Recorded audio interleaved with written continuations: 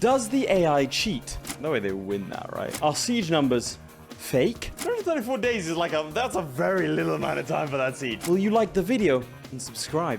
Myth might get busted on the first try. These are all important questions that we are going to be looking at today. I ask you for your EU4 myths that you swear are true, and we're going to put them to the test. This is EU4 Mythbusters, unless that's copyrighted, in which case this is EU4 Busting Myths with Laith.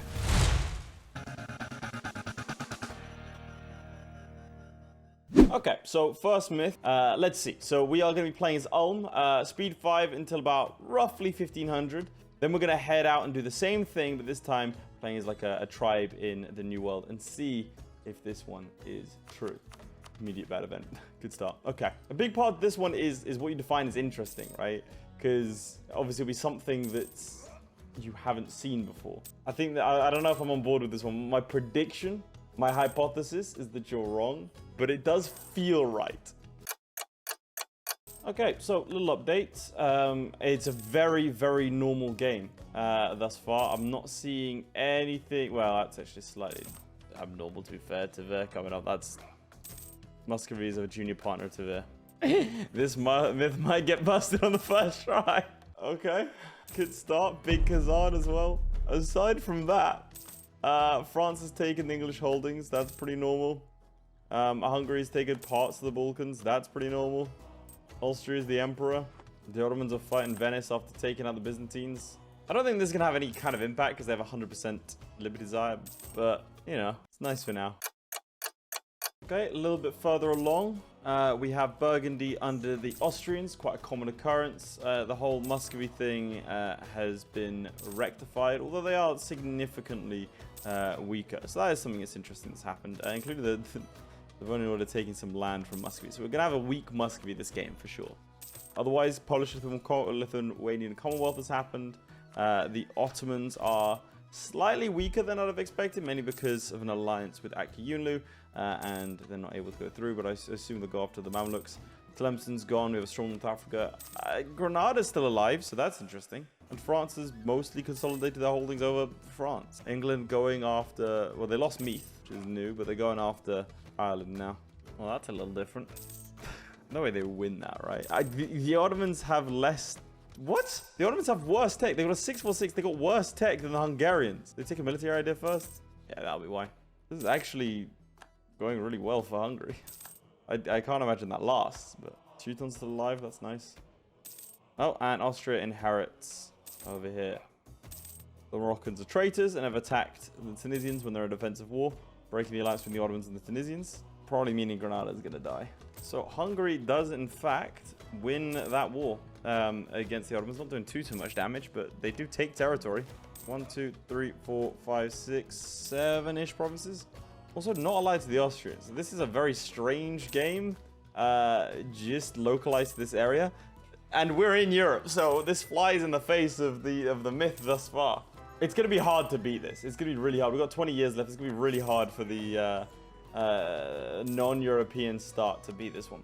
But I do also want to take this time to introduce another dynamic that you might, or another aspect of this myth.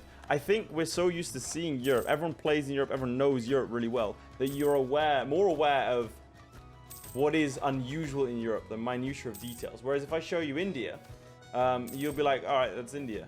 Like perhaps, in my opinion at least, you wouldn't be as focused on West Africa's strange game, or India's strange game, or Southeast Asia's strange game. You might notice that the Ming has collapsed or not collapsed, or the Qing has formed. Otherwise, you're mostly going to be focused on Europe. So I think that's where this myth comes from. We'll see if that holds merit. Okay, now this is interesting. Poland has now attacked Hungary in the Unification War. So Poland is going to try and take Hungary as, it looks like they're going to get it, as a junior partner. Which frankly would be terrible. They could immediately, not quite immediately, form the Commonwealth, but like this is a very weird game if that goes out. If this works, very strange. Spain is weird. I'll give you that. Spain is weird. The Granadans lasting this long, having just been allied to the Moroccans, kind of strange. And a weak Ottomans. And a strong Kazan. This is a strange game, and we're in Ulm. I also want to introduce another hypothesis or other aspect to this, which is that the player generally gets involved. So whilst I am in Europe fulfilling the conditions of the myth, I'm not affecting change in Europe, and so I think I'm more biased, or at least individuals and players will be more biased and notice changes that they haven't affected. If I play as Ulm and I blob here, I'm like, oh yeah, I did that, even though it's objectively a really strange thing that has happened. But it looks like, oh no. So Poland's gonna win this war. They just did. They've gotten their junior partner, and now they are fighting Ragusa and Bohemia. It's gonna be a very strong Poland game. They don't even have a coalition. That's crazy. Okay, so we have hit the 1500 mark, and let's go through it. So the standard stuff, France is somewhat unified. Burgundian inheritance goes to Austria. That's not too dissimilar. Granada's gone, so that's righted itself. The Ottomans are going to take a large chunk of the Mamluks, so that's somewhat going to right itself a little bit late. Large Kazan, though. Very large Kazan. A small Muscovy. Poland has Hungary and Lithuania as junior partners, so a very, very strong Poland this game, an unusually strong Poland. England is just managing its island. I think it's pretty standard. So all in all, couple of quirks, but nothing too crazy. Still, I would say this is a more unusual game than not. And then looking at the areas that we weren't in, the Timurids are gone. Afghanistan's quite large. I mean, usually one of these guys becomes the successor. And a pretty standard split game over here as well. I'm surprised no one's blobbed a bit more. Strange in Southeast Asia. Ayutthaya not doing as hot as they once, or as they usually do. Nanjang's having a good game. Khmer's still alive, and Champa has not been killed by Diviet, so well done on them. Honestly, all in all, I think that's a pretty standard game. Couple of quirks. Now, this time I'm going to go to the Maldives, and we're going to see how that works. Well, maybe somewhere safer. The Maldives have been taken over. Alright, so I can't see Europe. That's the conditions of this. Let's get cracking. Okay, so first 10 years, I'm not going to be looking at Europe at all because, well, I'm a superstitious man. But Timur is still alive, so I mean, over here looks a little bit different. Especially if you look here, because Jampur formed Delhi and Sirhind is alive and didn't form Delhi. So that's a very strange thing to happen in India. I'm just saying that from now. That is incredibly weird. I'm not okay with it, but there it is. Okay, welcome back. It is the year 1500. Let's see how things have progressed. First up, from what we can see in Asia, where we are, what we know of the myth, Asia should be normal because the player is here. We have a weird Delhi, Sirhind survived, the Timurids. I mean, there's nothing too crazy here. There's a big Bengal and a bit of standard Ayutthaya, no Ming collapse. So pretty standard. So far the myth holds true. But we need to see a crazy Europe. And I don't think we're going to, but we need to see a crazy Europe for this myth to be proven correct. Oh. Okay. Alright, it's a little weird. It's a little weird. So firstly, Austria's still the emperor. That's pretty standard. Hungary is a junior partner of Poland again. So that's, I guess, standard. We have a larger Muscovy this time, so that's all very normal. France, I mean, it looks like there's no Burgundian inheritance this time, or at least if there was, let's have a look. If there was, it ended pretty quick. Yeah, okay, so they were a puzzle union of someone. I'm not really sure who, but they were a puzzle union of someone. This is weird, I'll give you that. This is a little strange. I've never once in my life seen Tlemcen owning Granada. Dude, okay, so, conclusion. I think this myth is busted. This is a very normal looking Europe. This one's weird, I'll grant you that. This one's weird, but I've said this is an outlier. I think people are less aware of regions they don't know, so they're more sensitive to small changes in Europe. Like, you'll look at this and be like, oh my god, Iberia, completely weird. It is strange. But the rest of it, frankly, incredibly normal game. Probably more normal than the last game. And we weren't involved in it. North Africa's strange. And a slightly weird India. So yeah, I think this myth is busted. I'm afraid, chaps, it's survivorship bias. You're only going to notice the games where you weren't in Europe, where Europe was strange. And also, if a player is in Europe, things are more likely to be weird, but then because of use, you're not likely to notice it. So I think move on to the next myth. Okay, this next myth is one that I personally subscribe to. It's that the AI is dumber when it's allied to you. For what we're going to do here, I, as Castile, am going to declare war on Portugal. I'm going to do that now. No CB. England is allied to Portugal. So I'm in control of this war. I'm going to try and fight Portugal, and we'll see what England does and how they react to this situation. All right, I want to do a very basic strategy. I don't really want to be trying too much, because again, that would kind of defeat the purpose. England already landing troops. Already have landed troops up here. Okay, we're going to have to go counter them. It's not the smartest place to land. They have immediately been stack wiped. So that's, I mean, but they did try. And they're marching in troops over here as well. Okay, that's a little smarter. All right, I'm just going to try and secure as much of Portugal as possible. And let's see how England reacts. They're landing troops and they're moving troops around, actually. That is kind of smart. Yeah, look at that. They've gone for the undefended stack. Looks like they're going to stack wipe it. They did. Okay, I'm now fully on the back foot. And they're continually pouring more men in, and this time going around the fort. Oh, I'm actually going to have to hire the free company here. Again, I'm trying to give them opportunities, like with that stack wipe. I don't know what this disaster is. I'm just going to finish it off real quick. Let's just, I think I just have to get rid of these guys. In the meantime, England landing more troops. Yeah, defending. Look at that. They didn't quite make it, but they did try and defend there. I want to try and target the English troops and see if they just leave. Okay, so Englishmen stack wipe. Let's see if they end up turning back. Let's see if they end up returning. They've actually landed more troops again over here in Portugal. And even more troops. The English have lost 41,000 troops here. They're attacking me as well. This is actually insane. I didn't expect them to sort of do this. They've been wiped out by my rebels, but yeah. Okay, so that's a couple years worth of war.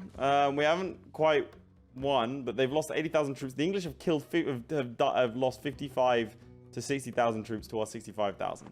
Let's see how they do on the inverse. Okay, so same thing again. We are going to declare war. This time we are going to tag into Portugal. And again, I'm going to try and survive here more than anything else, just with my troops, because this is the one where there's going to be the biggest amount of variance. They rushed me the same. England putting down their troops like last time, but unwilling to commit their other stack. Okay. Oh no, actually, there you go, putting more troops down. But their navy is bit. Okay, they just sent out. Oh god, they just sent out their transport fleet, not their main combat fleet. And because they're hitting Burgos, I actually have no support here. I mean, the Castilians can just sort of attack me at will. All right, but they won the siege of Burgos. Where are they going to go now? Sorry, what was... quick aside. In the instant... I'm just not even going to look at that. Honestly, I think England's as competent. Okay, sure, not a great time for me to say that, but, you know. There you go, stack wipe the Castilians. Done. And then they're spreading out. I've not even helped at all in this war. Maybe I'm just incompetent. We're going to have to try this a couple more times. Taking over the siege as well. All right, we were attacked, but I don't think England cares that much. I'm just going to hold off. Maybe I just don't fight. There you go. They've taken to a letter. To be clear, this Castile's also making some terrible decisions. So it looked like they were more competent when they were my ally. Let's try another war. All right, we're going to test... Wow, okay, that was really quick. I was going to say when we get the personal union, we'll test this, but we just sort of got it immediately. Cool. All right, I'm going to take a save here. Here's the plan. We are going to declare war on a nation that Lithuania should be able to beat on their own. And then we're going to see if they actually do it. Okay, so we're going to declare war on the Golden Horde. Or Great Horde in this case. And we're going to see this is a war that Lithuania should easily win. Let's see how they get on. Obviously, as well as our other little vassals. Straight in, immediate attack. Nice. They go for the stack wipe, so my other vassal tries to help out. I mean, they've just cleared them immediately. All right, I've also disabled everyone else's AI. All right, we're going to stop the timer when they fully occupied everything, and they have. So, December 47, and the losses... I should probably write this down somewhere. I don't have a pen. Technology, I could take a photo instead of writing, like a nerd. All right, so that's where we're at. All right, let's declare the war, same as last time. Disable everyone's AI, apart from Lithuania's, Mazovia's, and the Golden Horde. We're going to tag into Jandar. All right, let's see what he can get up to this time. Okay, the Golden Horde AI is enabled. He's just an idiot. Oh, no, they win this time? Hold up! I'm not like that one's kind of stupid, but there's some resistance. Okay, no, it's done. Looks like they're going to win the siege, though. They're now marginally better off. Oh, they're running off the Mazovia. Yep, nice. I mean, they're fighting as hard as they possibly can here. But yeah, that one's done. That's a rough battle to go for. They win, though. Honestly, if they just sit back, they could probably take out this siege. Yeah. Like, if they went now, they'd probably win it. But they're instead not doing that. Masterstroke. Honestly, all this proving is the inverse. Oh, that could have been... If they'd won Sarai, they could have held off. But, I mean... Frankly, they've done a lot better than the previous time. Oh, get rid of the timer. Yeah, 1450 on this one. 1450. Let's see the numbers. So comparing it with what I just took, there were 37 casualties on this side last time. Wait, no. Other side. 37,000 casualties. So the casualties are much the same for the Great Horde. For Poland last time, it was... Well, Poland's side, it was 19,000. And this time, it's 45,000. So, I don't know, guys. It looks like when you're allied to them, they do better. Let's try one more time. This time, as England, I'm going to attack Scotland off the bat, which is going to bring France into the war. Now, first things first, I'm going to tag as Scotland, and I'm going to try and emulate what England does in this war. Okay, so France sieging possessions down south, sure. I'm even going to put defensiveness on here. I'm not sure that the AI would. We'll find out afterwards, but... Okay, so England goes for Ireland and goes to land these troops. Why would you do that? That's just stupid. I'm just gonna stand it. Are they actually gonna do that? Oh my god. Okay, so okay, the enemy AI not the smartest. Like, we could just win this war now. We didn't even need France. I'm not gonna do that. But like, god damn, that's the stupidest thing.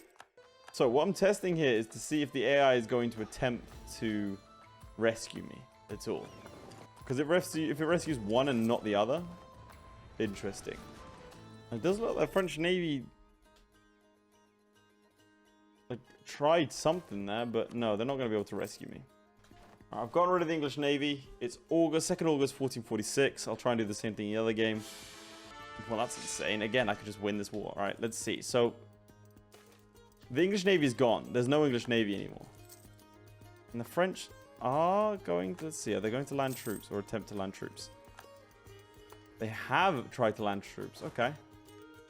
They're not making the smartest decisions. I'm not going to lie to you. But it pales in comparison to the English AI massacring half their own troops. And obviously the Scottish AI would be doing things here. Like, it's a little bit unreasonable to suggest that I wouldn't be. So I'm being very, very passive to see what would happen. We've taken London. Like, frankly, this is... Yeah. This is just a straight up victory. I'm happy to call that there. Alright, now this time we're going to do it on the inverse, which I think is England, means I need to get rid of my own army. Like, I need to execute them in the Hebrides. Alright, let's declare the war. Okay, so one army went there. The other army, I believe, went to Ireland. I don't know why they went to Ireland, but they did. This AI is stupid. Look, they've just trapped the Scottish army in Ireland. I mean, I think the AI is just not very smart, guys. I'm just starting to think that maybe it's all just that. I started to take my mainland possessions. Alright, so it's almost August, which means I need to get rid of my own army. We won the Siege of Dumfries, though. I mean, that's just a chance-based thing. And the French have, despite the fact that I still have my navy, which I need to get rid of now, started to land troops. And they're doing basically the same thing that they did in the other one. They're a little bit more aggressive in this. Alright, there's my half of the army gone. So, I mean, they're running the defense. Yeah, I've been start wiped. I mean, chaps, I think that definitively proves it is essentially the same. The AI just kind of makes stupid mistakes. If anything, we found that when the AI opposing you is more stupid than your ally. So take from that what you will. All right, next myth. This, and I'll read it verbatim, the AI will ignore their internally focused missions. For example, AI Byzantine won't ever do the 5 dev clicks to get the Monemvasia trade center mission or any other helpful mission for that matter done. So we're going to look at a couple of different AIs. And it says they won't ever do the internal dev clicks, for example. Like that was one stated, or perhaps build buildings. So let's have a look at the Byzantine one and let's see if we can get the AI to do it. Now, the AI will always click a mission that's there. But does it realize it needs to do things? See, what mission are you talking about? The Monemvasia Trade Center mission. Oh, here it is. Monemvasia. Here it is. So, basically, what we can do is we can trigger the mission. Now, we're saying that the AI won't do this mission. Now, we're going to try a lot of different AIs because, frankly, there's a lot going on in this mission tree to the point where maybe it doesn't prioritize deving, right? So my idea is pretty simple. We are going to give it tech 24. So it's got max tech. Is that max tech yet? No, not I'll just do it again. So he's got max tech and everything. So he doesn't actually need the idea. I'm just gonna select all of these. We're gonna go full admin ideas because my thinking is the AI will not dev unless it has nothing else to do, right? So the reason I'm saying that is because the AI will develop, but I think that I need to eliminate the possibility that the AI won't develop because it has other things to spend its points on. I don't think that's the case as to why they're not doing the missions, to be clear here, but we gotta eliminate things first. We gotta be scientific with this video game Mythbusters stuff. Okay, so they have full in everything. They don't really have anything else to spend their points on, I don't think. So I'm just gonna put up the mercantilist as well, so I can't think of anything else that they might do instead of develop, right? Then we need a marketplace and a dry dock in Corinth, right?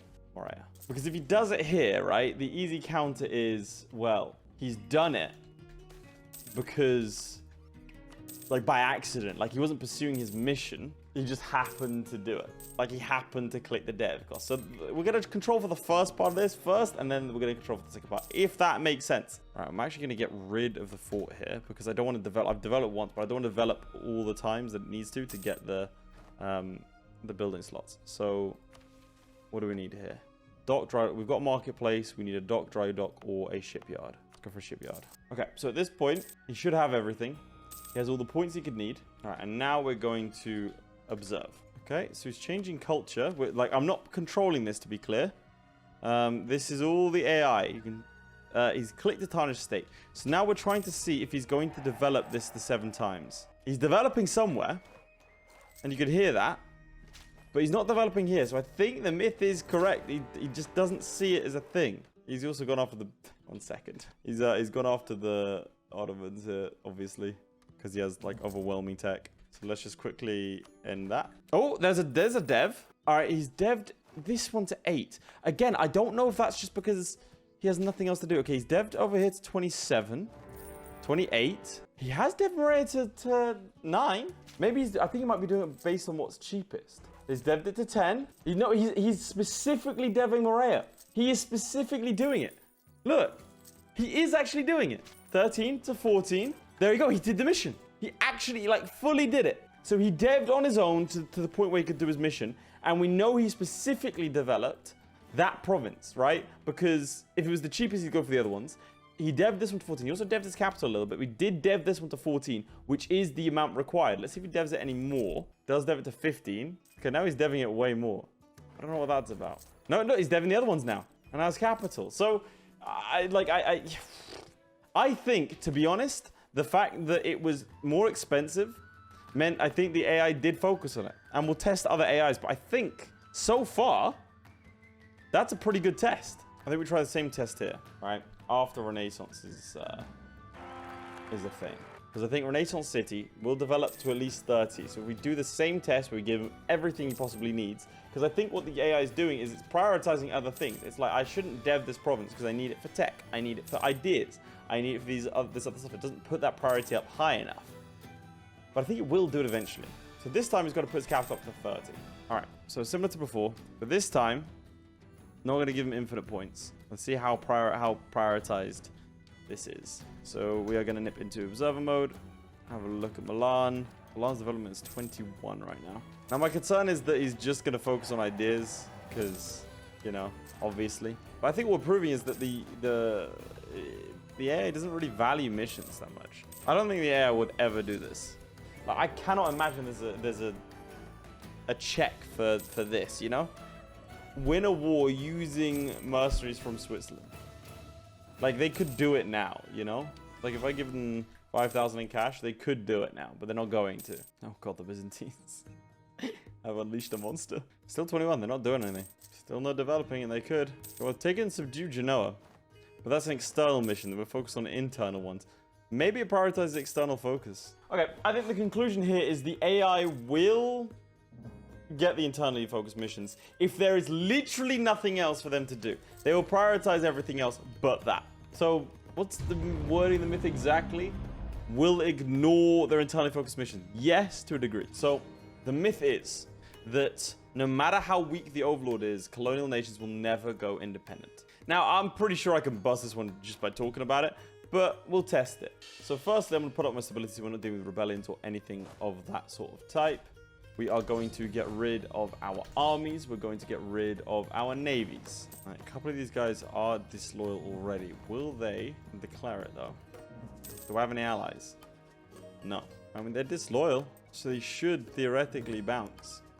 But they're probably scared of my size. So we're going to make things increasingly worse for ourselves. Firstly, we're going to make everyone disloyal. Okay, so they're all disloyal now. I mean, they're not declaring. I don't have an army. They're all disloyal. That's actually crazy. I kind of expected them to just, yeah, declare, I guess. All right, let's make ourselves steadily weaker. So we're going to get rid of our ideas. And we're going to get rid of our manpower. I think we're in danger of the French declaring. Oh, there we go. Immediately declared war the second I didn't have manpower. Okay, so there's that one solved. Yeah, well, they declared war. The myth was that they would never declare war. So maybe the commenter of this myth thinks that it's only if the AI is in charge that they won't declare war. So what we're going to do is have the exact same circumstances where we have no ideas. They're all disloyal. Okay, I'm in observer mode now. So I'm not controlling. Let's see. Instantly declares war as well. All right, so that's that myth busted. Absolutely busted. They will absolutely declare war. Okay, so this next one is that the AI has better sieges than you, better siege ticks. Now, I can already say, because I'm a nerd and back in the day I made a spreadsheet about this, this is false. But let's just run a fun little experiment for now. I've picked the worst fort in the world for someone to siege. It is horrible. The Yarkand capital fort. We are going to declare an independence war over here. Okay, so he's on minus 57%. So let's just see what happens here. Breach walls. Okay, hang on. Hey, wait a second. It's a little interesting. Okay, 334 days is like that's a very little amount of time for that siege. Okay, time for my turn. I think you had like 13,000 on this. 10,000, 12,000. I can't exactly remember, but let's see. There's no edict on it. So it should be roughly the same amount of time, even if I don't have breach walls. I breached the walls as well. 447 days. So in this case, we were slower. Let's try it again. Okay, so he's gone on again with 13,000 troops. Doesn't have any siege. No breach walls this time. I honestly just think both of us got really lucky on that first siege. 742 days. Rough. All right, and so it begins. I've also made sure I have a leader with no siege pips. 744 is the time to beat. Yeah, smashed it. Okay, so I think that's that myth busted, chaps. Again, I already have done this with a big spreadsheet after a particularly unlucky series of sieges where I may or may not have gotten so mad that I decided to test it for myself and then sat there for another like 3 hours, 4 hours, only to find out that I was crashing out for no reason. Let's go to the next myth.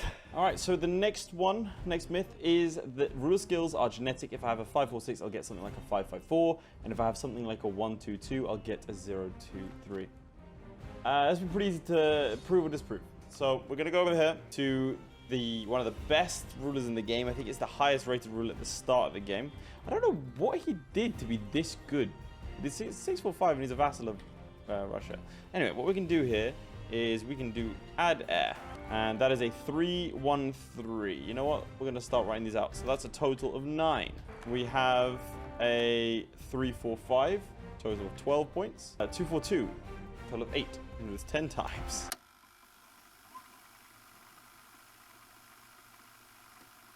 All right, and we end on a 426 of 12. Okay, so the data set is 9, 12, 8, 9, 14, 13, 6, 10, 7, 12, which gives us an average of 10. Average of 10 coming from a guy of 15.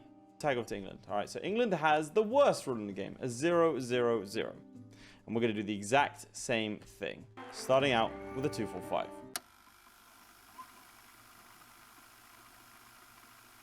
We finish on a 642 of a 12. All right, let's get these averages. So we have our data set of 11, 8, 4, 12, 6, 8, 5, 7, 10, 12. The average for this set is 8.3, so they are worse. Interesting. Now this data set's kind of small, so let's grab another 2 data sets. So let's go for someone who's not quite as bad. So we're gonna go for Aeryka to Trastamara. Actually, this guy's a 1-1-2, so let's give it a go. 4-4-6. Okay, good start. These are some insane numbers actually already. All right, the final one is a 4-2-4. So we have a data set of, okay, so we have a data set of 14, 11, 11, 8, 5, 8, 7, 13, 13, 10. The average for these lot are 10. So better than England, same as Perm. Right, let's find someone who's decent but not godly. Alfonso de Trastamara has an average of 12. Let's get cracking. Not a good start. Final one is a 3-3-2. So our data set is 8, 9, 10, 5, 9, 9, 6, 14, 11, and 8. The average here is 8.9. So worse than Aeryka, marginally better than England with their terrible stats, worse than Perm. So I don't think there's any rhyme or reason. I don't think it's genetic in any way. We could sit here and put all these entries into a database and do some statistical analysis, but this is a video game. I think this is sufficient. Let me know if you disagree and I'll do it for a short or something. Okay, this next myth is kind of easy to disprove. So it says when you start a new save, and the first thing you do is open the diplomacy screen of a country that you can take as a rival or an ally, they will have you as a rival. So let's select Austria. Okay, so the idea is that when you open the diplomacy screen of a country that you can take as a rival or an ally, they will have you rivaled. So let's take France, for example. I think we could, well, we're historically rivaled with them. But France, they're not rival to me. Well, historical rivals, I guess. England, Burgundy is. Bohemia is not. So let's do that again. Again, I could disprove this myth quite easily, but you can see how this kind of mythos would arise, right? The fact that I've tried it a couple of times, or well, once, I guess, and it has happened. In your head, you'd be like, absolutely, it happens. All right, let's take Austria. Dive in again, and this time Bohemia are allied to us. So the myth is busted, and I can tell you exactly why the myth is busted is because everyone has already set their rivals with each other. The player is the only person at this point that hasn't set their rivals. Your interactions have nothing to do with it at this point. If I right-click on myself, you can see that Denmark, the Ottomans, and the Teutons have already selected me as their rivals. It has nothing to do with what I select when I first start up. So myth busted. Myth busted isn't like, that's not a copyrighted phrase, is it? Hope not. For our final myth of the day, we have the AI cannot control more than 3 armies at once. It can move armies around and have more than 3 autopathy, but they can't readjust the thousands of 1k stacks they have if they're already controlling other armies. This one is kind of true, but I have to explain it for a sec. So I think this comes from where we have a situation where you're fighting the AI and you're running around and they have, like, again, thousands of stacks, right? 1k stacks running around. I think this is because when the AI creates an army, like if I were to create a template here, right, of 10, right, or 11, when I select it here and I do this, watch what happens. I'm a player, right? But I think personally, when the AI creates an army, it does something like this, where it might not use a template, but they all start running towards that one location so that they can then be controlled. So I don't think the AI has control of that specifically. If we turn off Fog of War, we can see all of the armies. We're actually in a war right now. And Austria has a couple of armies here. So here's what we're going to do. We're going to gather up all of our armies here, split them into 13k stacks, and move them around. We're going to tag it back to France. We're going to hideously overstack, but that's besides the point. Okay? So now what I'm going to do is turn on the Habsburg AI. So the only AI, or the only people that can currently play the game are myself and Austria. See that? That's moving, that's moving, that's moving, that's moving. They're staying, and they're also moving. So all of them, or at least a lot of them, are moving here. See, they are controlling these different armies. So I think that's where the myth comes from, but I don't know if that's necessarily true. It's true in some cases. Again, if I were to do this, you see what I'm doing there? Like, the AI is going to have the same response that a player would. So I think the pathing of this is determined of, like, where they build an army. But you can see the AI is controlling these, like, 1, 2, 3 stacks. It's got a stack down there that's split. is trying to siege things down. And if I were to threaten this stack here, you see, he moved. He legged it. The AI won't want to move from this because it's a 71% chance, so it's going to think I want to stay here. There's that one moving. So yeah, I don't think this is necessarily true, but I can see where you're coming from.